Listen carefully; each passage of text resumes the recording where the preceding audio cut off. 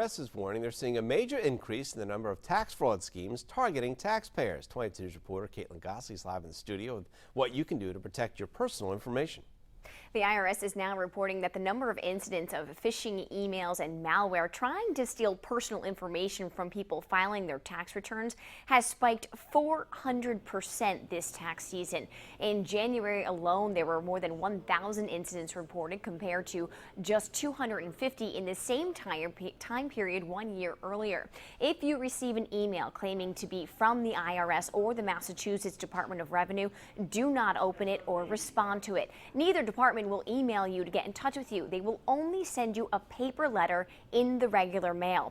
Tax attorney Paul Mancinoni warns the same rules apply for schemes targeting people over the phone. The IRS does not call, and there are a whole lot of letters that would come before anybody's knocking on your door. And so people need to be aware that these phone calls are not the IRS.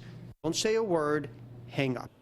Mancinoni urges anyone who has been the victim of a data breach or has had their identity stolen in the past to file an identity theft affidavit form with the IRS. This alerts the IRS you'll need extra security measures. It also is the first step in obtaining an extra PIN number for your tax returns, which is just one more layer of protection to keep your identity away from the thieves. We've also spoken to the Massachusetts Department of Revenue today, and they said they have a few extra layers of protection for taxpayers this season. We're working through that information for you for 22 News starting at 5 tonight.